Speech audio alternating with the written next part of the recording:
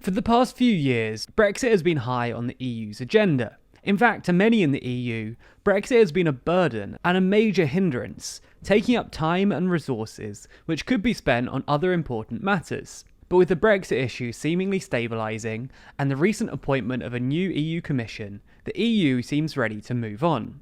As the new EU Commission President Ursula von der Leyen put in her opening statement to the European Parliament, people want to see that we can deliver and move forward. Our young people are crying out for that. In this video, we're going to explain exactly what von der Leyen had in mind. We'll discuss the 6 key priorities that the new EU Commission has formulated for its 5-year plan. We also cover the plans that the Commission concretely proposes, and some of the possible hurdles that they'll need to overcome to make them a reality. Before we do though, as a special treat to our new EU subscribers, we put an exclusive promo code on our pin badge store. Get 15% off all EU country pins using code EU2020, and that includes the UK badges for now. That code can only be used 25 times, so be sure to act fast to grab the deal. The link to the store can be found down below. Oh, and hit the bell icon so that you can get our videos quick enough to take advantage of future offers. On the 1st of December 2019, the Commission, headed by Ursula von der Leyen, was officially granted the European Parliament's blessing for a 5-year term, having secured a comfortable majority of 444 seats out of a possible 751. Shortly after, the von der Leyen Commission confirmed its 6 main priorities that take it through to 2024. These are the European Green Deal, an economy that works for the people, a Europe for the digital age, promotion of the European way of life, strengthening the EU's place in the world, and strengthening EU democracy. So let's run through those from the top. The first priority set out is a European Green Deal. The Commission has declared that it strives for Europe to be the world's first climate-neutral continent by 2050. And they plan to do this by presenting the most ambitious package of measures that should enable European citizens and businesses to benefit from sustainable green transition. Among other things, they seek to come up with a comprehensive plan to increase the 2030 EU climate target to at least 50% by summer 2020, as well as providing plans for a so-called renovation wave initiative for the building sector, as well as an EU industrial strategy, proposals for more stringent emission standards for combustion engine vehicles, a farm-to-fork strategy aimed at making the European agricultural policy greener, as well as introducing safeguards to align future EU policies with sustainability. The second main priority is called an economy that works for people. Throughout its history, the European Union has found that gathering together political support is done most effectively through economic integration. This entails the removal of internal barriers for any kinds of goods, capital, services and people, further implementing a single market in which these can flow as easily as possible. The von der Leyen Commission plans on continuing this long-standing trend in EU policy by deepening the EU's economic and monetary union, continuing the harmonisation process of the internal market, further boosting economic activity to create employment, and introducing what's called the European semester, by which the Commission seeks to provide a framework for coordination of economic policies across the European Union. It allows for EU countries to discuss their economic and budget plans and monitor progress at specific times throughout the year.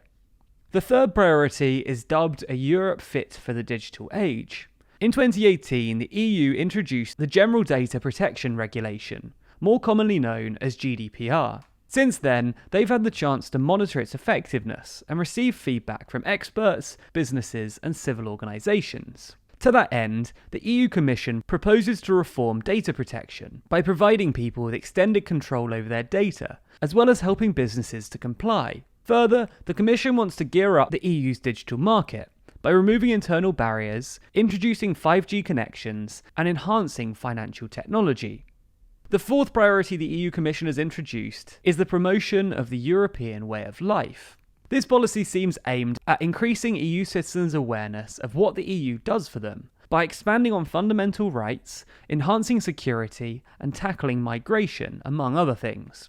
Further, the EU seeks to reinforce the values it's founded on, in an attempt to strengthen one of the key bonds among EU member states, which is the sharing of values like democracy, rule of law, and fundamental rights. This can easily be related to developments in Poland and Hungary, where the independence of the judiciary has been threatened. Next, the EU Commission seeks to strengthen Europe's position in the world. In the light of increasing economic power from China and recent unpredictability of Europe's main ally across the Atlantic, it makes sense for the EU to try and become a larger player on the global stage.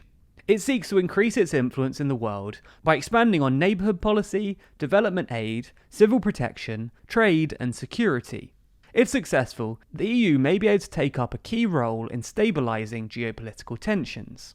Finally, the EU Commission seeks to continue the strengthening of EU democracy in an attempt to respond to criticisms related to the EU's transparency and accountability. Further, it seeks to increase efficiency and effectiveness when designing laws and policies, possibly to get rid of the image of them being slow, complicated, and ineffective. Despite the EU Commission's clear ambitions, some political obstructions could definitely get in the way of these plans. In order for the EU Commission's planned proposals to become EU law, they'll not only have to convince the European Parliament, but also a majority of the Council of Ministers. In areas such as energy and sustainability, they'll need to get member states who rely heavily on fossil fuel energy to sign off on the plans. It could also be interesting to see if the EU's strongest economies are willing to accept further integration with the smaller EU economies, especially considering what happened with Greece in the past. This could be unpopular with larger countries, with it further subjecting them to the economic rules of the EU Central Bank, which has already been keeping interest rates incredibly low for the last couple of years. On the flip side, smaller economies might not welcome further EU harmonisation, after the austerity measures the EU subjected them to during the financial crisis. But most importantly remains the question of whether the von der Leyen Commission's plans will secure internal stability and sufficient political support for the EU to live on and prevent a wave of nationalism and Euroscepticism. So, what do you think of the EU Commission's new agenda? Have they missed something important, or have they perhaps bitten off more than they can chew? Let us know your thoughts in the comments down below. You can also get involved in the conversation over on Discord. There's a link to the server down below, and by joining you can take part in discussions about all kinds of topics, from European politics and Brexit to gaming and philosophy. Join the over 1,000 people on the server and join the conversation today. Also, be sure to subscribe to the channel if you want further updates on the EU as Brexit plays out and as the year develops.